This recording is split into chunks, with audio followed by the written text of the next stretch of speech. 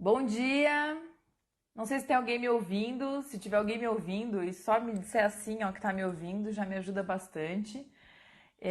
Hoje é a nossa primeira live de uma série de lives que eu resolvi apelidar ou batizar como Golfadinha Semanal, que é uma série de lives que vai acontecer sempre na segunda-feira. Oi, bom dia! Me conta se vocês estão me ouvindo, tá? E essas lives vão acontecer sempre na segunda-feira, se tudo der certo, se nenhuma criança ficar doente, aquelas coisas todas, mas a ideia é fazer sempre na segunda-feira, às 8h38 da manhã. E eu vou trazer sempre um tema diferente.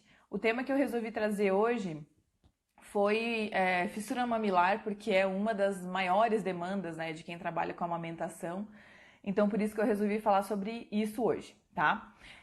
Quem estiver participando aqui comigo, ao vivo, e quiser entrar aqui ao vivo comigo e contar a sua questão, contar o porquê que está participando dessa live, por que esse assunto te interessou, quiser contar pelo que você passou, pelo que você está passando, para de repente a gente junto construir uma solução, também vai ser muito bem-vinda, tá? E se quiser perguntar aqui também, de maneira mais sucinta, né? Porque daí a gente não vai conseguir investigar tão bem, também pode deixar a pergunta aqui, tá? Bom, eu vou fazer como uma linha cronológica de como mais ou menos acontece as fissuras mamilares, para a gente ir construindo isso junto para vocês entenderem como aquela pergunta que eu geralmente recebo assim, ó, o que eu passo no meu mamilo para curar a fissura? Como essa pergunta, ela quase que não faz sentido. Porque quando a gente não entende por que o mamilo está fissurado, como que está acontecendo a amamentação, quais são os fatores que podem estar influenciando naquela fissura mamilar, não existe uma resposta pronta para essa pergunta. A gente precisa investigar várias outras coisas, né, antes de dar uma solução ou de dar uma sugestão para solucionar aquela fissura mamilar. E eu vou explicar para vocês ao longo dessa golfadinha matinal o porquê, tá? Então vamos lá. Primeira coisa que todo mundo já sabe, de cor e salteado, é que a pega do bebê precisa estar certa para que o bebê não fissure o mamilo, né? Inclusive tem muita gente que fala assim, ó, olha, meu mamilo tá fissurado, e eu não sei por quê, porque a pega tá perfeita, a pega tá excelente, tem boca de peixinho. Eu gostaria de saber aqui dessas pessoas que estão aqui comigo, quantas já pensaram a respeito disso? Nossa, mas tá fazendo boca de peixinho, por que ainda assim tá fissurando o meu mamilo? Então, vamos falar um pouquinho a respeito dessa boca de peixinho. Primeiro, que a pega correta não é só boca de peixinho. Inclusive, a boca de peixinho é um pequeno detalhe da pega correta. Por quê? Tem muita gente que acha que para a pega estar correta, basta o bebê estar assim, né? Com a boca de peixinho, com o lábio inferior evertido, né, para fora, e o lábio aqui para fora também, boca de peixinho. Às vezes o bebê tá lá assim, mamando, ó. E a mãe tá ali com uma baita de uma fissura e tá achando que a pega tá correta só porque a boca está de peixinho. Acontece que a boca ela não basta estar só com o lábio evertido. A boca tem que estar aberta. O bebê tem que estar abocanhando a areola e o mamilo, né? Pelo menos parte da areola, né? Para aquelas mulheres que têm uma areola enorme, o bebê não vai conseguir abocanhar a areola toda, mas tem que abocanhar a areola e uma parte da areola e o mamilo. Então, só a boca de peixinho, só o lábiozinho para fora, ele provavelmente vai pegar só aqui no mamilo. E aí não vai adiantar nada essa boca de peixinho se ele tiver com a boca fechadinha, certo? Então o bebê tem que estar com a boca aberta, ele tem que abocanhar areola e mamilo. Então é lábio evertido? Sim, o lábio evertido é importante? É, especialmente o lábio de baixo. Mas se a boca não estiver aberta, não adianta nada. E essa é uma das características da pega correta. As outras características são, além da boca aberta, queixinho encostado na mama, narina liberada, né? O bebê quando está encostado bem direitinho no nosso corpo, ele consegue ficar com a cabecinha um pouquinho mais para trás, de modo que a narina dele fique liberada. Na hora que ele está mamando, ele enche a bochechinha e a bochechinha fica sempre cheia. A gente não vê ele fazendo assim, ó. A gente vê o bebê mamando, mexendo essa região muscular aqui, mas não enchendo e esvaziando a bochechinha. A bochechinha fica sempre cheia durante a mamada. E mais importante para a gente saber se a mamada está funcionando é se o bebê está engolindo leite, né? E eu acho que essa é uma das maiores dificuldades e pouca gente se atenta a isso. Às vezes a gente está tão preocupado em plugar o bebê, em fazer o bebê pegar a mama, que aí ele pluga e aí beleza, a gente pegou, então tá mamando. Não, o bebê precisa estar engolindo leite enquanto ele mama. Então a gente precisa tirar a roupinha dele aqui, precisa afastar aqui a golinha, o que tá pegando aqui no pescocinho dele pra ver como é que é o ritmo de mamada, porque o pescocinho se mexe, ele faz várias dobrinhas enquanto ele tá mamando, né? Tudo isso é importante pra gente conseguir observar se a pega tá correta e se ele tá conseguindo fazer uma mamada efetiva, né? Então, pega correta, a gente já sabe, não é só boca de peixinho, não é só o lábio evertido. É muito mais do que isso, a boca tem que estar aberta, a gente tem que estar percebendo que o bebê está abocanhando mesmo, que ele está conseguindo colocar a língua para fora. Porque na hora que ele coloca a língua para fora, que ele faz aquele chicote lá na mama, é que ele consegue massagear e trazer o leite para dentro da boca dele. Se ele tá assim, ele só vai conseguir fazer assim. Se ele tá assim, ele consegue fazer e é isso que a gente espera, que ele bote o linguão pra fora e consiga extrair o leite, tá? Vocês vão perceber que nas golfadinhas matinais vai ter várias caras e bocas minhas, porque eu acho que o melhor jeito de explicar é imitando, né? Não que eu consiga imitar tão bem assim um bebê. Bom, resolvida a questão da pega correta, a outra questão que pode afetar na saúde, né, do mamilo, se o mamilo vai fissurar ou não, é a posição. E aí, gente, aí começa aquelas coisas que aquela chavinha que quase ninguém vira, assim, né? Porque a gente se apega na pega correta e esquece de todo o restante. Por que a posição é importante? Não sei se vocês já ouviram, já devem ter recebido essa orientação, mas eu vou reforçar aqui, que o ideal é que a gente amamente o bebê barriga com barriga. Vocês já ouviram isso? Barriga da mãe grudada na barriga do bebê. Por quê? Porque quando o bebê tá de barriga com a gente, ele tá de frente para a mama. Se a barriguinha dele tá virada para cima, ou seja, se a gente tá pegando o bebê assim, né? A barriguinha dele virada para cima, como que ele vai estar mamando? Ele vai estar mamando assim, né? De lado. Vocês gostam de comer de lado? Não, ninguém gosta de comer de lado, né? A gente tem que comer de frente para toda essa parte aqui de deglutição funcionar direitinho, a gente conseguir engolir, a gente não engasgar, a gente não ter nenhuma dificuldade para engolir. O bebê é a mesma coisa. Ele precisa mamar de frente, barriga com a gente. Para o bebê é muito difícil mamar desse jeito e ter que virar a cabecinha para mamar na gente, né? Então, a posição é muito importante. Que ele fique de frente para a mama, narina liberada, para que ele consiga deglutir. Ó, um bom jeito de a gente observar se a posição do bebê está correta é quando a cabecinha dele, aqui a nuca dele, tá alinhada com a bundinha dele, tá? Se a nuca do bebê tá virada para um lado e a bunda tá virada para o outro, alerta a posição errada. Então, sempre a bundinha alinhada com a cabeça. E não importa a posição que a gente vai fazer, pode ser a posição tradicional, pode ser a posição invertida, pode ser a posição cavalinho. A cabeça sempre tem que estar alinhada com a bundinha do bebê, tá? Essa é uma outra questão que pode causar fissura mamilar. Mas, Anne, por que a posição do bebê vai afetar na fissura mamilar? Porque um bebê que está mamando de lado, ele tá o tempo todo com medo de perder o mamilo, né? O medo de perder a pega, porque ele tá ali esticando o mamilo pro lado. O bebê que tem medo de perder a pega, o que ele vai fazer? Ele vai fazer uma pressão muito maior para não perder. Então ele vai... tem muita mãe que fala assim, parece que ele tá me mordendo. Parece que ele tá fazendo uma pressão muito forte, como se ele estivesse me mordendo. Esse bebê que tá mamando na posição errada, que tá com medo de perder a pega, ele vai fazer justamente isso. Ele vai fazer uma pressão exacerbada para não perder a pega. E aí, ele provavelmente vai fissurar o mamilo da mãe. Então, aqui a gente já tem duas coisas que podem afetar na fissura mamilar. A pega e a posição. Essas são, assim, a nossa prioridade número 1. Então, quando a gente parar para pensar assim, ele tá fazendo boca de peixinho, tá tudo certo. Não é a boca de peixinho, é a pega e a posição. Lembra de todos aqueles requisitos da pega e os requisitos da posição. E aí sim você pode dizer que fez a sua parte. Se você garantiu que a pega tá certa, não só a boca de peixinho, mas a boca aberta, bochechinha cheia, narina liberada, queixinho encostado na mama. Isso são as características da pega correta. E se você garantiu que a posição tá certa, bebê tá com a cabeça alinhada com o bumbum, ele tá com a narina liberada, tá de frente pra mama. Se a posição está correta, agora sim a gente fez a nossa parte. Se mesmo assim continuou fissurando, Daí eu acho que a gente já entra numa outra seara, que é identificar o que pode estar acontecendo lá dentro da boquinha do bebê ou na mama da mãe para que continue fissurando, tá?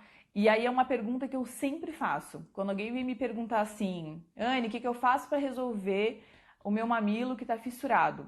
A pergunta que eu sempre faço. Alguém avaliou a linguinha do teu bebê? Gente, isso é muito importante. E é pouquíssimo falado, às vezes até na maternidade, se é feita alguma avaliação, às vezes a mãe nem é comunicada. Então a gente precisa saber, já desde a gestação, que sim, a língua do bebê é muito importante que a gente avalie ela, que a gente veja o que está acontecendo ali dentro da boquinha do bebê. Porque se essa língua estiver presa, se o bebê estiver fazendo uma pressão intraoral exacerbada, pode ser que por fora esteja tudo lindo, mas por dentro tá tudo cagado e vai fissurar. Então alguém precisa avaliar, tá? Ah, eu que sou a mãe posso avaliar? Olha, se for uma língua assim que grita na nossa cara, que é aquela língua que quando o bebê levanta, ele faz um coraçãozão já com a língua, né? A língua faz um... A nossa língua, quando a gente levanta, ela faz assim, né? Ela levanta arredondada, né? A língua das pessoas que não tem nenhuma restrição de movimento. A língua de alguns bebês, quando eles têm restrição de movimento, na hora que ele levanta, ele faz um coração. É aquela língua que grita na nossa cara. Então, se o seu bebê tiver com uma língua que está em formato de coração, ele nem consegue levantar, ou eventualmente faz uma fenda no meio da língua, pode ser que sim, você consiga avaliar isso sem precisar de uma profissional. Você mesma possa comunicar o pediatra, ou enfim, o profissional que está te acompanhando, para que investigue se o movimento de língua pode estar causando essa fissura mamilar. Mas se você sente que não tem condições de avaliar, que é a grande maioria das mães, porque a gente tem tantos milhões de outras coisas para se preocupar, que a gente não vai se preocupar em olhar a língua do bebê, às vezes nem vai pensar nisso, procure ajuda profissional. Porque às vezes, muitas vezes, o motivo pelo qual o bebê está fissurando o mamilo é a língua que está com uma restrição e por isso ele está tentando fazer uma pressão muito maior para conseguir segurar o mamilo lá dentro da boca dele, por ele não estar conseguindo movimentar a língua adequadamente, e é isso que vai fazer com que ele machuque a mãe, tá? Por que eu estou falando dos motivos pelos quais o bebê pode acabar fissurando o mamilo da mãe? Porque não tem receita se a gente não souber o motivo. Seria muito mais fácil para mim e para qualquer outra profissional que trabalha com amamentação dizer, passa pomada, sei lá o quê, ou então faça laser, ou então, enfim, dá uma solução. Só que se eu não souber o motivo pelo qual está machucando, você pode ter certeza absoluta. Você pode fazer 100 sessões de laser, ou você pode comprar 10 tubos de pomada que não vai resolver. Talvez vá melhorar um pouquinho alguns dias, se você poupar a mama vai melhorar um pouquinho e depois vai voltar tudo, porque se a gente não retira o fator causal, vai continuar machucando, vai continuar forever machucando e provavelmente essa mãe vai desistir de amamentar. Então eu acredito que seja prioridade. Machucou o mamilo da mãe, a gente precisa investigar o porquê que o mamilo está machucado. Não dá para dar solução sem saber o porquê que está machucado. Porque se eu te sugerir qualquer solução, não vai funcionar. Talvez ela funcione num curtíssimo prazo. E depois você vai me dizer, não, eu tentei de tudo. Eu passei todas as pomadas, eu fiz laser, eu fiz tudo. E mesmo assim continuou machucando. Ninguém conseguiu me ajudar, ninguém conseguiu solucionar o meu problema. É porque ninguém investigou, né? Então, já falamos de 3 coisas aqui. Movimento de língua restrito, posição do bebê inadequada e pega do bebê incorreta, certo? Tem outros fatores? Tem outros fatores que podem afetar na mamada do bebê e fazer com que o bebê machuque a mãe. Tem bebê que não tem restrição de língua, que a mãe tá fazendo a pega corretinha, tudo certinho, tá posicionando o bebê bem direitinho na mama, mesmo assim tá machucando. O que pode estar acontecendo? Às vezes é um bebê que passou por um trabalho de parto muito longo. Geralmente os bebês que passaram por um trabalho de parto muito longo, eles têm uma bossa, né? Que é aquele bebê que nasce com aquele cone assim, sabe? Que a gente bota a touquinha para dar uma disfarçada nos primeiros dias. Esse bebê, provavelmente ele passou por um estresse um pouco maior, ele ficou numa posição ali mais desfavorável durante o trabalho de parto. Tá errado o trabalho de parto só porque o bebê nasceu com bossa? Não, jamais. Trabalho de parto é assim mesmo, o bebê vai nascer com a cabecinha meio tortinha, mas às vezes isso pode impactar na amamentação, tá? Isso não quer dizer que parto normal não seja bom, pelo contrário, parto normal ainda é nosso melhor cenário para favorecer a amamentação, para estabelecer a amamentação é o nosso melhor cenário, não tem nada a ver uma coisa com a outra, tá? A gente tá só falando do que pode acontecer no corpinho do bebê. A Mari tá dizendo que foi o caso dela, e é isso mesmo. Depois, Mari, se tu quiseres entrar ao vivo e contar a tua história, seria muito bem-vinda, que eu acho que tem um monte de mãe que vai se identificar, tá? Às vezes o bebê passou muito tempo da gestação sentado. Isso pode fazer com que aconteça um desalinhamento ali do corpinho dele, alguma região fique mais tensa também, tá? Às vezes são gêmeos e os gêmeos ficaram ali competindo pelo espaço dentro da barriga da mãe, e isso também pode ter gerado uma tensão. E qual é o padrão que acontece com esses bebês que estão mais tensos? A mãe, na hora de amamentar, ela relata que é como se o bebê estivesse mordendo ela. Como se ele estivesse fazendo uma pressão tão forte que ele fosse arrancar o mamilo dela. Muitas vezes essas mulheres nem têm uma fissura mamilar, mas elas têm uma dor exacerbada. Então, lembrem-se, se por um acaso não for pega, não for posição, não for uma restrição de língua, pode ser também uma pressão intraoral exacerbada, porque às vezes aquela região do bebê está mais tensa. Como que faz para resolver isso acontecer, né? Como que faz para deixar o bebê menos tenso? Hoje, o que eu tenho usado como recurso, que tem me ajudado demais, é encaminhar esses bebês para osteopatia. Não sei se todo mundo que está aqui sabe o que é osteopatia. Osteopatia é uma especialização da fisioterapia. Aqui no Brasil, são fisioterapeutas que trabalham com osteopatia. Tem que ter formação para bebês, porque a osteopatia de bebê, de adulto, é diferente. Então, tem que ser um profissional que tenha esse conhecimento, né, de lidar com o bebezinho, porque o bebê chora, o bebê é mais sensível, então o bebê tem ele é diferente. E não sei qual é a mágica que acontece lá na osteopatia, mas a fisioterapeuta, no caso a minha fisioterapeuta aqui de Lages, é isso que ela faz com os bebês aqui, ela vai dando pequenos toques no bebê, realinhando o bebê, avaliando a boquinha do bebê, o movimento de língua que o bebê faz, e ela consegue aliviar essas tensões. Às vezes não vai resolver em uma sessão, às vezes vai precisar de mais de uma sessão, mas eu tenho visto resultados muito legais com a osteopatia nesses casos de que não é restrição de língua, não é pega, não é posição, e mesmo assim a mãe relata uma dor filha da mãe durante a mamada, tá? Então já falamos aí de 4 casos. Eu trouxe aqui os casos que são aqueles mais comuns, assim, né? Que a gente avalia na consultoria de amamentação, mas é claro que sempre vai ter aquela coisa que ninguém sabe explicar, sempre vai ter aquele caso que a gente avalia tudo e parece que é um enigma, assim, eterno, aquela dor daquela mãe. Então, e claro que esses casos vão precisar provavelmente de uma equipe multidisciplinar para entender por que a mãe está sentindo aquilo. Às vezes é uma mãe que tem uma cirurgia na mama, enfim, são casos bem específicos que eu acho que não vale a pena a gente falar aqui a respeito disso, né? Porque daí vão precisar de uma investigação muito maior. Ó, a Mari está dizendo que para nós a osteopatia fez um milagre. Na própria sessão, a fisioterapeuta colocou para mamar e melhorou muito a dor. Mari, posso contar um pouquinho de como que foi a tua história? Ai, Mari, entra aqui para contar. Entra aqui para contar pra gente, por favor. Pede para entrar aqui. Deixa eu ver aqui. Pede para entrar aqui e conta pra gente rapidamente o que foi que aconteceu com vocês. Please. Que é uma história muito interessante a da Mari. Mas enquanto a Mari tá pensando ali, eu vou falar no 5º caso que eu pensei, tá? Para trazer aqui para vocês, que daí é um caso clássico que pouca gente faz esse link com a fissura mamilar, com a dor para amamentar, enfim, com a movimentação de língua inadequada, tá? Que é, Mari, entra, please, please. Que é o seguinte, associar isso... Provavelmente todo mundo que tá te assistindo aqui tá de pijama e descabelada, mas tá, mas beleza, eu vou contar então rapidamente a história da Mari antes de a gente entrar nesse 5º caso, tá? A Mari é o seguinte, a Mari tem mamilos invertidos e quando ela me chamou para ela avaliar eles, ela tava assim, eu acho que no 2º ou no 3º dia de pós-parto, tava amamentando com um intermediário de silicone e relatando que mesmo com o intermediário tinha uma dor assim, que era essa dor. A Mari relatava isso, que parece que ele tá me mordendo. Eu lembro muito assim de quando a gente tentava posicionar ele para mamar, ela sentia assim uma dor que deixava ela que meio que em pânico assim.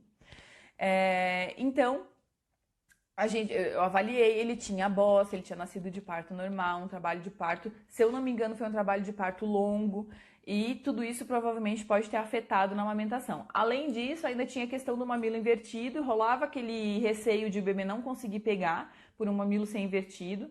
E aí a gente tentou posicionar, se eu não me engano, no primeiro dia a gente até conseguiu posicionar em uma das mamas sem o bico de silicone, mas a Mari sentia uma dor insuportável, assim, era inviável amamentar sem o bico de silicone. Com o bico de silicone doía, mas doía um pouco menos.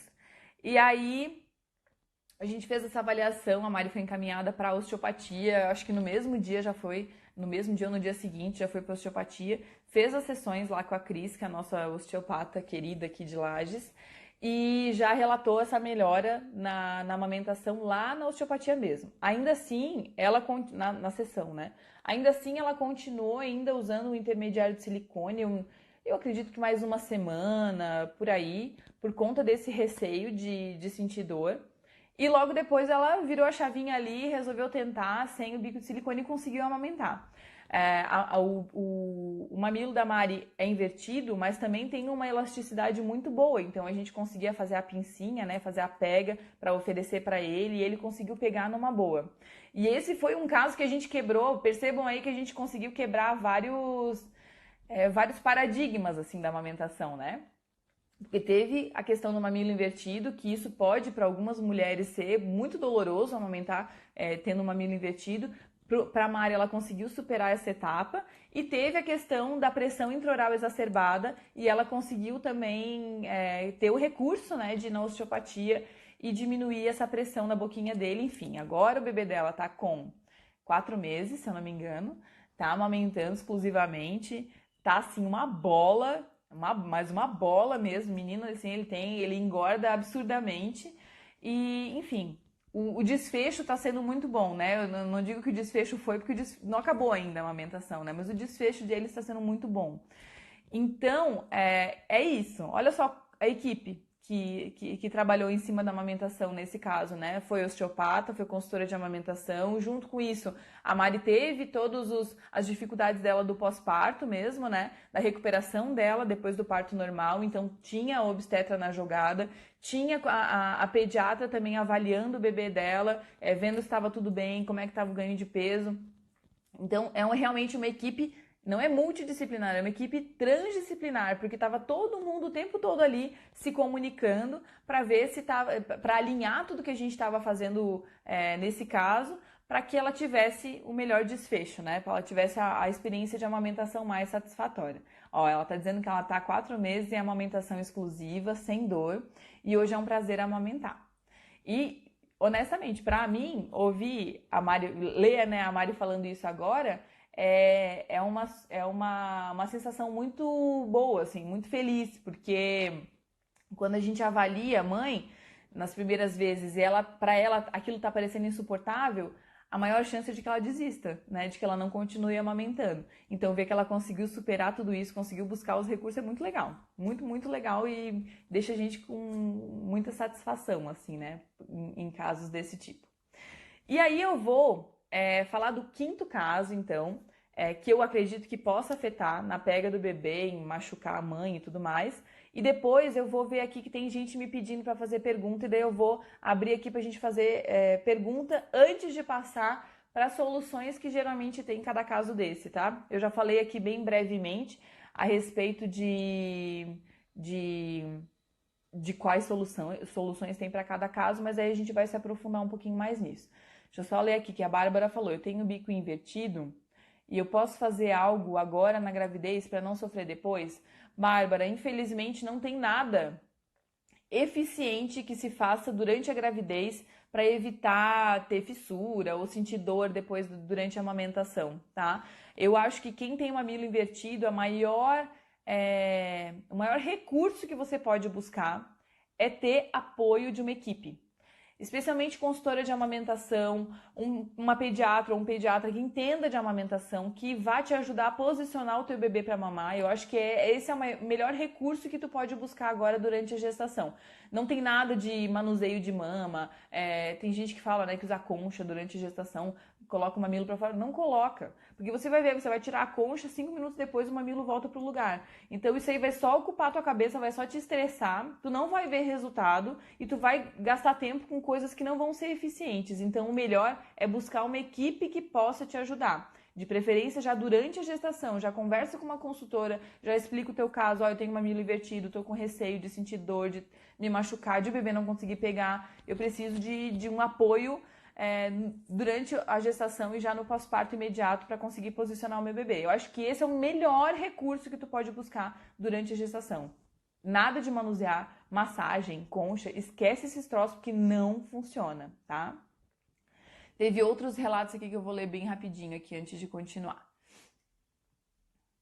Minhas fissuras vieram da pega incorreta porque a mama é muito grande. O que me salvou foi a tipóia. 5 meses e ainda usamos para ser mais confortável.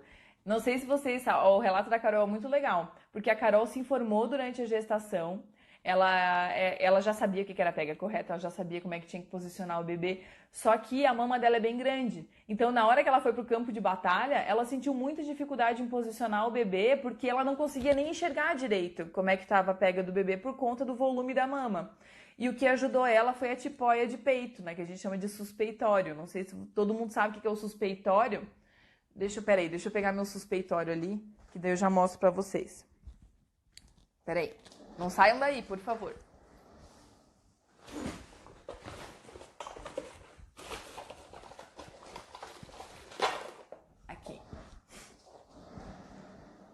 Aqui, voltando. Vou mostrar pra vocês o que é o suspeitório, que é essa tipóia que a Carol tá falando, que pode ajudar muito as mães que têm a mama grande. É esse troço aqui, ó. Isso aqui tem um pessoal que faz pronto, ou então dá pra fazer até com a fraldinha mesmo do bebê, esse suspeitório, que pra gente conseguir dar uma levantada na mama. Então a gente vai estar aqui amamentando, né? Ai, peraí que o microfone aqui vai... E aí coloca o suspeitório aqui para dar um up na mama e a gente conseguir posicionar o bebê mais em cima. Quando a mama é muito volumosa, ela tende a ficar pendular. Então ela vai ficar caída lá para baixo e a gente não vai conseguir posicionar o bebê direito ou não vai conseguir enxergar direito como é que o bebê tá mamando, né? Quando a gente dá uma erguida na mama aqui, a gente consegue posicionar o bebê mais de frente para a mama e corrigir se eventualmente ele está fazendo a pega incorreta, enfim, ou se tiver com alguma dificuldade de mamar, tá? Então o suspeitório pode ajudar muito mesmo as mães que têm a mama mais volumosa. Obrigada, Carol, pela tua contribuição, adorei. Deixa eu só ver que tinha mais alguém que tinha falado alguma coisa. Pomada de lanolina pode ajudar? A gente já vai falar sobre isso quando a gente for falar de soluções, tá? Deixa eu só falar então do último caso, que eu já me enrolei aqui para falar do último caso. Vou falar do último caso que eu acredito que possa atrapalhar muito na amamentação e causar lesões, enfim, fissuras. E às vezes a gente nem faz o link do porquê que aquilo está acontecendo com esse fator causal, que é o uso de chupeta e de mamadeira. Ai, Anne, essas consultoras que não gostam de chupeta, ai que saco, qualquer motivo é motivo para falar de chupeta. Gente, a chupeta atrapalha. Infelizmente a gente não pode se iludir achando que vai passar incólume ao uso da chupeta. Tem muita gente que relata que sim, não atrapalhou, que mamou até 10 anos de idade e a chupeta não afetou. Essas pessoas, na verdade, elas tiveram muita sorte. Talvez a chupeta não tenha atrapalhado na amamentação, mas atrapalhou em outras questões, atrapalhou no desenvolvimento da fala, atrapalhou na deglutição, atrapalhou na postura, na respiração, mas não atrapalhou na amamentação e, portanto, ela não fez esse link. Mas como a gente está falando aqui de amamentação, a chupeta pode atrapalhar sim a amamentação e... pra mim, parece muito óbvio, assim, por que a chupeta atrapalha. Eu vou tentar explicar um pouquinho pra vocês o porquê, tá? Vou usar aqui meu dinossaurinho pra explicar o porquê que eu porque que eu tenho certeza que a chupeta atrapalha, a chupeta e a mamadeira atrapalham na amamentação. Seguinte, ó, imagine que esse aqui é o nosso bebezinho, né? Tá aqui a linguinha do bebê, aqui tá a nossa mama. E o bebê, quando ele vai vir pro peito mamar, ele vai abocanhar mamilo e areola, a linguinha vai posicionar aqui embaixo e ele vai ficar chicoteando, né? Vai ficar massageando a mama da mãe para conseguir extrair o leite. Então ele precisa abrir bem a boca, ele precisa colocar a língua bem para fora, certo? Isso é pré-requisito para ele conseguir extrair o leite adequadamente. Quando o bebê de vocês estiver mamando, dá uma afastadinha assim, ó, na boquinha deles para vocês verem. Não o suficiente para tirar a pega, né? Só para dar uma observada assim, ó. Quando a gente afasta a boquinha do bebê, ele tá ali assim, ó. A gente consegue ver a linguinha trabalhando. A linguinha tem que vir para fora. A boca tem que estar aberta para o bebê conseguir colocar a língua para fora. Quando o bebê chupa a chupeta, vou fingir que o meu dedo aqui é a chupeta, cada vez que o bebê for mamar, aliás, cada vez que o bebê for chupar a chupeta, enquanto ele ainda for um bom mamador, o que ele vai fazer? Ele vai colocar a língua para fora, certo? Quando ele colocar a língua para fora, ele vai fazer o quê? Cuspir a chupeta. E aí tem muita gente que fala: ai, meu bebê não quis pegar a chupeta porque ele cuspiu. Cada vez que eu coloquei ele na boquinha dele, meu bebê cuspiu. Ele não gosta da chupeta. Na verdade, o seu bebê está de parabéns, ele é nota 10, ele é um ótimo mamador. Ele colocou a chupeta para fora porque ele achou que era hora de mamar. E ele estava fazendo o movimento correto de mamada, colocando a língua para fora. E aí, claro, ele acabou cuspindo a chupeta. E aí, se a gente insistir, né? Porque o bebê gosta de sugar, certo? Só fazer uma pausa aqui, ó. Mesmo o bebê pegando a chupeta, depois de alguns meses, ela atrapalha na amamentação? Não sei, não sabemos. Não é uma ciência exata, a gente não sabe quando que atrapalha, a partir de que momento não atrapalha. Eu já ouvi pessoas profissionais, infelizmente, dizendo: ah, que se pegar a partir de 3 meses não atrapalha. Mas baseado em que a gente está falando isso? Porque não tem nenhuma pesquisa que diz que não atrapalha. Né? Então, acho que a gente precisa tomar muito cuidado, sempre ficar de olho na mamada, sempre ficar observando o ganho de peso do bebê, crescimento do perímetro cefálico, né? O desenvolvimento geral do bebê, observar o comportamento dele na mama, se ele está brigando, se ele está mamando numa boa, se ele fica o tempo todo trocando de peito, qual é o padrão que ele está tendo, né, durante a mamada, para daí observar se a chupeta pode atrapalhar ou não. Eu já vi mãe que ofereceu a chupeta hoje, amanhã o bebê não pegou mais, né? E claro, ela reverteu porque ela percebeu a tempo. Mas eu já vi mãe que ofereceu a chupeta sempre junto com a amamentação e o bebê sempre mamou. Então eu realmente não sei. Eu acho que o que a gente precisa saber é que existe sim um grande risco e a gente precisa tomar cuidado. E o que geralmente acontece é que a gente não associa, quando a gente não tem esse conhecimento, a gente não associa o desmame com a chupeta. A gente geralmente associa o desmame com o bebê não querer mais, né? Tipo, meu bebê tinha 4 meses e daí um dia ele não quis mais mamar, ele não quis mais, eu dava o peito, ele fazia náusea, eu dava o peito, ele brigava e aí ele não mamou mais. Geralmente esse bebê, ele tinha outra coisa para sugar. O bebê que só tem o peito para sugar, ele não faz isso. Ele não é besta, ele não faz isso. Geralmente esse bebê tinha uma mamadeira, tinha uma chupeta na jogada, porque senão ele não faz ele não recusa, né, a mama assim sem motivo. Bebê de 45 dias, lábio superior, não faz eversão, mesmo tentando posicionar correto. Porém, eu não sinto dor. Mesmo assim, pode dar fissura? Leite materno em livre demanda sem bicos artificiais. Olha, o lábio superior tem bebê que não curte ficar com o lábio para fora mesmo, tá? Eu gosto muito da frase que diz: um problema só é um problema se for um problema. Então, se você não está sentindo dor, se o seu bebê está mamando adequadamente, se mesmo não evertendo o lábio superior, ele está conseguindo fazer a mamada bem vedada, né? Ou seja, não entra ar, ele não faz assim, não entra ar, ele não se incomoda, ele não se contorce, ele não arrota com frequência, isso não atrapalha a mamada? Não tem problema, tá? Só vai ser um problema se for um problema. Anne, o uso de bico de silicone pode atrapalhar a amamentação? Foi uma alternativa que eu utilizei devido às fissuras. Pode atrapalhar a amamentação porque o bico de silicone é um bico artificial. Um dos maiores problemas que o bico de silicone pode causar é o bebê nunca mais querer pegar no peito, né? Ele começar a recusar a mama. Os riscos são os mesmos de qualquer outro bico artificial, chupeta, mamadeira, enfim, tá?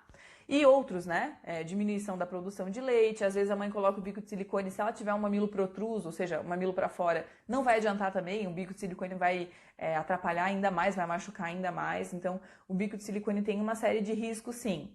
Isso quer dizer que entre um bebê que não pega de jeito nenhum no peito e um bebê que pega com bico de silicone, eu vou preferir deixar o bebê fora do peito? Não, jamais. Talvez, em alguns casos muito raros, mas pode acontecer, o bico de silicone seja a solução para conseguir colocar o bebê no peito. Mas se o bebê pega no peito de outros jeitos, eu não sugiro o bico de silicone não, porque ele pode afetar muito a amamentação, tá? Então vamos lá, falando então por que a chupeta, a mamadeira podem atrapalhar na amamentação. Lembra, o bebê bota lingona para fora para abocanhar mamilo e areola, para multiplicar mamilo e areola dentro da boca dele, para jogar esse mamilo lá atrás da boquinha dele, né? Então, por isso que a gente sente aquela no início da mamada, né, nos primeiros dias de vida do bebê, porque ele está multiplicando o nosso mamilo e a nossa areola de tamanho lá dentro da boquinha dele. Quando ele vem para a chupeta vai ficar aqui, ela não multiplica de tamanho dentro da boca do bebê. Nas primeiras vezes que a gente oferecer, o bebê vai achar que é a hora de mamar, ele vai botar a lingona para fora e ele vai cuspir a chupeta, né? Só que todo bebê gosta de sugar, todo. Eles já faziam isso na barriga, eles já estavam lá sugando o dedão do pé, eles já estavam lá sugando o dedão da mão lá dentro da barriga. Eles gostam, isso dá muito prazer, isso dá muita segurança para eles. E o bebê, ele não é besta. Ele vai perceber que cada vez que a gente coloca a chupeta na boca dele, ele cospe, ele fica puto da cara porque ele queria sugar. Ele gosta de sugar qualquer coisa. Se você der o dedo, ele vai querer sugar. Se você der a mama, ele vai querer sugar. Se você der a chupeta, ele também vai querer sugar. Porque ele não sabe o que é o que. Ele só quer sugar. Esse é o único interesse dele. E à medida que a gente for oferecendo a chupeta e ele vai cuspindo e ele vai ficando bravo, ele vai conseguindo entender. Imagina, o HD dele tá vazio e ele tá ali louco para aprender várias coisas. Ele vai aprender que, opa, se eu ficar com a minha língua aqui dentro e ficar com a língua baixinha, não tentar levantar a minha língua, eu vou conseguir segurar essa chupeta aqui dentro da minha boca. Então ele vai aprender que para ele ter aquele prazer da sucção, daquele troço que o pai, a mãe dele, a avó, sei lá, estão botando na boca dele, ele não pode fazer aquilo que ele faz na mamada. Aquilo que ele tinha aprendido de botar a língua para fora, botar a língua para cima, vai ter que apagar ali do modo de modus operandi dele. Ele vai ter que adquirir outro modus operandi, que é linguinha para baixo, linguinha para dentro da boquinha para conseguir segurar aquela chupeta dentro da boca dele. Quando o bebê faz isso, ele aprende que ele tem que ter um movimento de língua menos amplo, né? E aí ele vai aprender que para chupar a chupeta ele só precisa movimentar a linguinha assim. Só que o bebê não sabe o que é peito, o que é chupeta, o que é bico de silicone. Ele só aprende que ele precisa movimentar a língua para dar conta daquilo que a gente está colocando na boca dele. E qual é o problema quando o bebê aprende a chupar a chupeta, aprende a ficar com a linguinha ali dentro da boquinha dele, linguinha baixa? Quando ele vem aqui pro peito da mãe, é isso que ele vai fazer. Linguinha baixa, movimentos menos amplos. Esse bebê provavelmente ele vai extrair menos leite, porque ele não está fazendo o movimento de língua correto. Além disso, ele vai ficar o tempo todo aqui, ó, chicoteando o mamilo da mãe, e aí acontece aquelas fissuras ao redor do mamilo, que a gente já viu bastante foto na internet, né, dessas fissuras. Às vezes, por estar irritado de não estar conseguindo extrair o leite, ele vai começar a recusar a mama, né, que é aquilo que a gente chama de confusão de bicos, e provavelmente vai culminar num desmame. Quando não culmina no desmame, culmina numa mãe relatando que está sentindo mais dor para amamentar, porque o bebê está fazendo uma pressão muito maior para conseguir extrair o leite, porque a língua já não está mais colaborando, ele aprendeu a fazer um movimento de língua inadequado. Então a chupeta atrapalha sim na amamentação. Aí agora eu quero até fazer um convite para vocês lembrarem, todo mundo que é mãe já viu esse vídeo e às vezes até já comentou, achou bonitinho, aquele bebê que está dormindo de boca aberta, ele tem uma chupeta que tá jogada, que assim, provavelmente caiu a chupeta da boca dele, ele tá dormindo de boca aberta e fazendo umas ondinhas assim com a língua. E aí muita gente fala assim, ai, olha ali que lindo, esse é o movimento que o bebê faz na mama, é o movimento de mamar, olha que lindo, o bebê só faz umas ondinhas assim, ó, enquanto ele tá dormindo. A linguinha fica bem aqui no assoalho da boca, ele faz umas ondinhas assim, dormindo, e fica ali. E a chupeta aqui jogada. Gente, aquele bebê, ele tá fazendo um movimento de chupeta. Aquele bebê, infelizmente, ele tá aprendendo que o movimento certo de língua é o movimento que a língua fica aqui assim no assoalho da boca e faz uma ondinha bem de leve. Aquilo não é movimento de mamada. Movimento de mamada é língua lá em cima, é movimento amplo, é língua para fora da boca e lá em cima, para fora da boca e lá em cima, tá? Aquilo ali é o movimento que o bebê aprende a fazer com a chupeta. Então vai afetar na amamentação sim, porque se ele não faz o movimento correto de língua, ele vai ter que compensar de outras maneiras, ele vai ter que fazer uma pressão exacerbada para conseguir extrair o leite e ele vai machucar o mamilo da mãe, tá? Então esses são os 5 casos que eu acredito assim que impactam mais na questão de fissura mamilar, né? Que eu vou recapitular aqui, que é a pega, a posição, o movimento restrito de língua quando o bebê tem um freio curto, um freio muito grosso, isso pode afetar na amamentação. As pressões intraorais exacerbadas, que é quando o bebê passou por um trabalho de parto muito longo, ele tá com essa região muito tensa, né, que pode afetar sim na amamentação, mesmo que o bebê não tenha língua presa, mesmo que o bebê esteja fazendo a pega e a posição correta, e o uso de bicos artificiais. Antes de a gente falar sobre as soluções que eu geralmente sugiro, eu vou só ler que teve gente falando outras coisas aqui e vou convidar também quem está querendo participar para fazer pergunta, tá? Anne, eu já tive 2 gravidezes, eu sofri bastante com a amamentação. Agora eu tô grávida de 18 semanas e eu já estou morrendo de medo. Ó, contrate uma consultora. Chame já uma consultora na sua cidade, faça parte de rodas de conversa, faça um pré-natal acompanhado por uma consultora, conta para elas as suas histórias, conta como que foi, o que você usou, o que você não usou, como você posicionava o seu bebê, porque a consultora vai te dar as melhores sugestões para que essa sua terceira experiência de amamentação seja positiva, tá? E ó, e é legal que você já tenha essa bagagem de outras 2 gestações, né, outras 2 experiências de amamentação, porque às vezes na primeira gestação a gente vem muito good vibes. É isso que acontece na primeira gestação. A gente tá tão preocupada com o bebê nascer, se vai nascer de cesárea, se vai ser de parto normal, que não tem lugar na nossa cabeça pra gente pensar na amamentação. E aí, geralmente, a gente se lasca, porque a amamentação dura meses, né? O parto, não tô dizendo que o parto não é importante, tá? O parto é importantíssimo, mas o parto dura horas. A amamentação dura meses, né? Em alguns casos, dura anos. Então, a gente precisa prestar atenção sim na amamentação durante a gestação. É ótimo que você esteja com medo. O medo ajuda a gente a enfrentar os problemas. O problema é se for pânico, porque pânico paralisa a gente, mas medo não paralisa. Então, age com esse teu medo. Procura uma consultora de amamentação na sua cidade, procura roda de conversa, procure conhecer outras mães que tiveram apoio de uma profissional da amamentação para elas irem te ajudando, te guiando nesse processo, tá bom? Não fica sofrendo sozinha e também não fica esperando o negócio acontecer para daí buscar ajuda, tá bom? Os meus mamilos machucaram muito no início, tipo arrancou metade dele. Fui várias vezes no banco de leite, arrumamos a pega, mas demora muito para sarar. O que pode ser feito nesse caso para acelerar? Olha, a primeira coisa é avaliar a linguinha do bebê. Eu acho que isso é prioridade número 0. A gente tem que avaliar a língua do bebê para ver se o problema não está na língua do bebê, porque se ainda está machucando muito, se cada vez que você amamenta ainda está abrindo demais, ou seja, você não percebe melhora significativa, pode ser que o que está acontecendo lá dentro da boca do bebê ainda esteja afetando a amamentação, ainda esteja te lesionando. Então a minha sugestão para ti é: busque a orientação da sua pediatra ou do seu pediatra para avaliar direitinho a língua. Se o pediatra não souber fazer essa avaliação de movimento de língua, elevação de língua, de como que fica o aspecto da língua na hora que o bebê eleva, conseguir isolar o frênulo lingual para conseguir ver se esse frênulo pode estar atrapalhando a amamentação, procure uma fono, procure uma consultora de amamentação, alguém que possa te orientar nesse sentido, tá? Porque não é só pega e posição, tá bom? Deixa eu ver aqui, ó, quem é que tá pedindo para entrar. Eu vou chamar a Lu, tá, Lu? Lu CS Ferreira. A sua questão, tá? Tô aqui aguardando a Lu CS Ferreira para ela contar pra gente o que está acontecendo na amamentação dela. Oi, Lu! Ai, cadê? Lu saiu. Lu, tu não quer participar? Ai, ai, peraí. Então eu vou chamar outra pessoa aqui. Vou chamar a Mayra Viola, tá? Para participar, que pediu também para participar.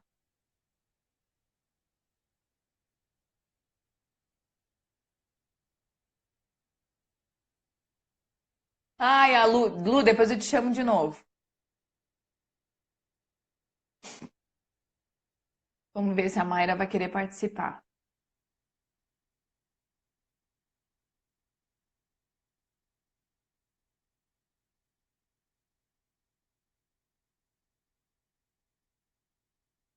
Eita, que agora eu também não sei mexer nesse troço aqui, não. Mas vamos lá. Então vamos chamar a Jôlia. Jólia.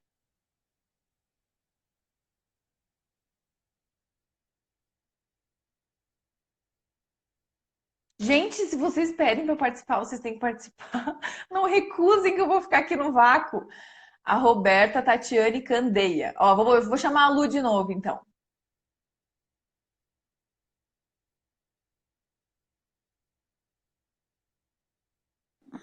Aí.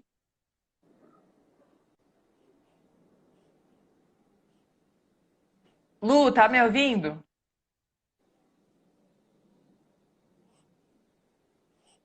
Eu não tô ouvindo a Lu. Vocês estão ouvindo a Lu?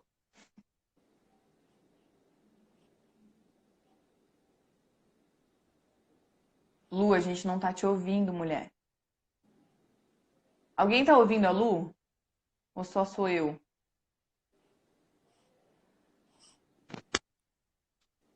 Lu? Saiu. Oxe, gente, mas então, peraí, tem mais um ali. E aí eu vou chamar essa, se não der certo, a Roberta. Roberta, eu vou te chamar para participar aqui, ó. Aí, se não der certo, a gente vai falar sobre as soluções.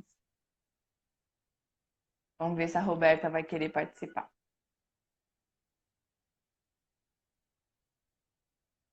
Aí. Oi, Oi, Roberta. tudo bem? Deixa eu ver se eu tô te ouvindo. Oi, Oi, Roberta, pode falar. tudo bem? Tudo É, bem. Tatiane, o meu bebê, ele mama super bem, sabe? Ele mama pra caramba. E agora, de uns dias pra cá, ele pegou o bico. Tem alguém querendo aparecer aqui junto. Oi, pode Então, falar. e esse é a televisão, ó. Quantos meses que ele tem? Ele tem 4 meses, vai fazer 5. Aham. E ele mama super legal, assim. Só que agora, de uns dias pra cá, resolveu de pegar o bico. Que esse Uhum. grandão deu pra ele. E ele pegou super bem, claro, né? E eu Uhum. tô com medo de atrapalhar a amamentação. Olha, não tem como saber se vai atrapalhar a amamentação ou não. O que eu te sugiro é, se for uma opção de vocês usar a chupeta, observa sempre o comportamento do teu bebê durante a mamada. Sempre, em todas as mamadas, assim. E quando tu perceber o comportamento diferente do que ele costumava fazer, tira a chupeta da jogada para ver se melhora esse padrão, tá? Não esperar melhorar, porque em geral, quando tem uma chupeta associada, não melhora o comportamento. O que pode acontecer, né, de comportamento diferentão na mamada? Ele começar a mamar e te machucar, é uma das questões. Ele começar a mamar e não conseguir extrair o leite adequadamente, ou seja, tu estava acostumado a amamentar ele mamava mais ou menos aquele tanto de tempo, e quando tu fazia ali o tchuk-tchuk depois da mamada, tu sentia que ele tinha deixado a mama mais macia, tu já estava regulando já essa questão da tua produção e da demanda dele. E de repente tu começa a perceber que ele não está mais extraindo leite do mesmo jeito que ele fazia antes. A mama está continuando indo com muito leite depois da mamada. Ou então ele está brigando muito durante a mamada, ele fica pedindo para trocar de peito com muita frequência e tu faz a extração de leite, tu percebe que ainda tem bastante leite, ainda está saindo muito facilmente, mesmo assim ele quer ficar trocando de peito. Isso para um bebê que usa chupeta é sinal de alerta. Tá? Pode ser que daí a chupeta esteja atrapalhando a amamentação. Em alguns casos mais evoluídos, assim, né? Ele vai começar a recusar a mama. Aí ele pode começar a brigar, ele pode, na hora que tu botar ele para sentar no teu colo para amamentar ele, pode ser que ele não queira. Na hora que tu faz a posição da mamada, ele já começa a recusar. Isso é sinal de confusão de bicos, tá? Se for assim, num cenário ideal, se for para optar por usar o bico ou não, eu te diria, eu acho arriscado.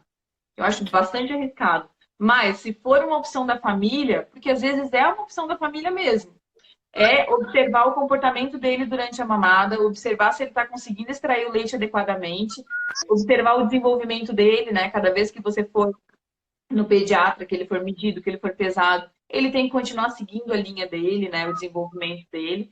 E se tudo isso, se todo esse contexto estiver ok, provavelmente a chupeta não vai estar atrapalhando na amamentação, tá bom? Tá bom. Agora eu vou dar uma Joia? mamadinha. Ele já tá Ah, então reclamando. tá. Era essa a tua dúvida? Era essa sim. Então tá bom. Obrigada por ter participado, viu? Um beijo para vocês. Beijão. Tchau, tchau. Tchau. Então vamos lá. Joia, eu tô aprendendo, gente. Hoje é a primeira, então eu tô aprendendo. Vamos ver as perguntas aqui.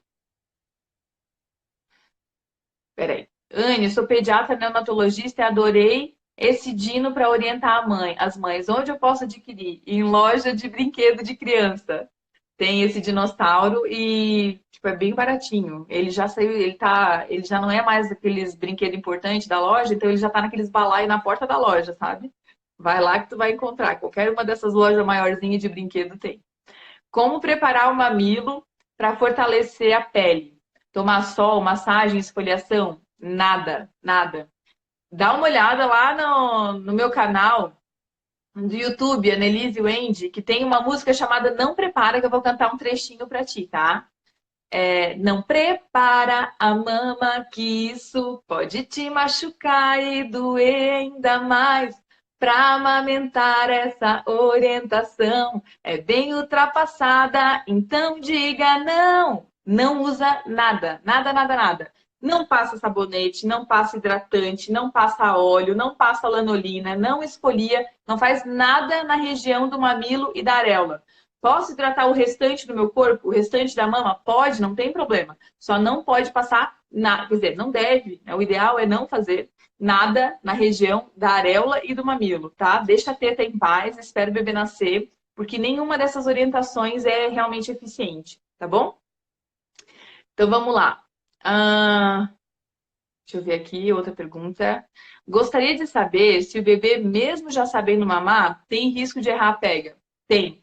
Tem porque o bebê aprende por repetição, né? E ele aprende, inclusive, muito rápido por repetição. Então, se a gente ensina para ele um novo padrão, pode ser sim que ele aprenda muito rapidamente. Não tenho números, não sei te dizer assim, olha, 94,5% dos bebês não vão. Não, não existe esse número. Cada bebê vai funcionar de um jeito diferente, tá? Eu já vi caso de bebê que chupou chupeta hoje, amanhã não mamou, e chupou chupeta 10 anos. Não, mentira. Chupou chupeta 2 anos durante a amamentação toda e mamou igual, tá? Vamos lá. Não usei o bico na minha mais velha e agora com a baby também não. Sou criticada por isso. Rola isso mesmo, né? Porque quando a gente sai da esteira, tem uma amiga minha psicóloga que fala muito da esteira, assim, que a esteira é tipo onde todo mundo vai. É aquilo que todo mundo faz daquele mesmo jeito sempre. Quando tem uma pessoa, ovelha negra, que resolve sair da esteira e resolve fazer todo mundo se questionar a respeito da esteira, né? Aquela que resolve não usar a chupeta e começa a dizer para as pessoas, não usei chupeta porque eu prefiro ouvir os sinais do meu bebê, eu prefiro ficar de olho nele e aí, se ele tiver necessidade, ele vai vir pro peito. Essa pessoa incomoda. Então, essa pessoa ela vai ser criticada, assim, vai rolar esse tipo de crítica. Eu te digo, não é uma crítica ruim, não, tá? Eu sinto um certo orgulho, assim, dessas críticas. Então, fica firme aí. Como preparar um mamilo para... isso eu já falei. Isso, nem sol? Olha, pegar sol, ele faz bem para a vida, né? A gente se sente bem, depois do almoço, dar uma voltinha no sol, todo mundo se sente mais feliz no sol, né? Fazer o topless no sol para pegar sol no mamilo não faz diferença, não tem um efeito assim significativo. Se você gosta de fazer isso, faça. Se isso te faz bem, se isso até te faz assim, ficar pensando, eu tô fazendo alguma coisa, eu tô sentindo que vai dar certo porque eu tô fazendo alguma coisa. Faça, não tem problema, tá? Mas fazer banho de sol nas mamas, esperando que isso vá ter um efeito positivo lá na amamentação, é ilusão, não vai ter. Mas faz bem pra gente, a gente pode fazer, não tem problema não, tá bom? Vamos falar então das soluções para essas questões de fissura mamilar, né? O que a gente pode fazer? Primeira coisa, prioridade zero é retirar o fator causal. Então, antes de a gente descobrir o que é que está causando aquela fissura, não vai adiantar a gente fazer nada.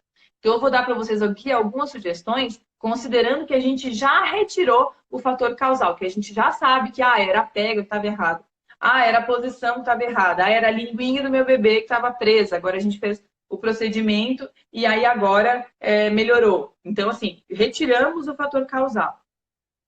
Beleza, o que a gente pode fazer? Uma das coisas que eu gosto muito é passar o próprio leite da mãe. Hidratar aquela região depois da mamada, nos intervalos da mamada, sempre que você perceber que aquela região ficou muito seca, hidrata com o próprio leite. Eu acredito que o leite ajuda demais e a gente menospreza o leite, porque é o leite, né? Não é industrializado, a gente não comprou, a gente não pagou por ele, e aí a gente acha que ele vai ser menos eficiente. E o leite é bastante eficiente, sim, para ajudar na cicatrização dessas fissuras, tá? Então permaneça hidratando com leite. Uma outra coisa que eu gosto bastante, que não ajuda necessariamente na cicatrização, mas ajuda aquela ferida não ficar abrindo o tempo todo. Quem tem fissura no mamilo já deve ter reparado que, como essa região aqui fica cicatrizando, né? Cada vez que a gente coloca o sutiã aqui por cima, ou coloca um absorvente, um paninho, qualquer coisa aqui por cima, na hora que a gente vai amamentar e tira, a gente arranca a casquinha, né? Do machucado. Cada vez que a gente arranca a casquinha, abre tudo de novo e tem que começar um novo processo de cicatrização.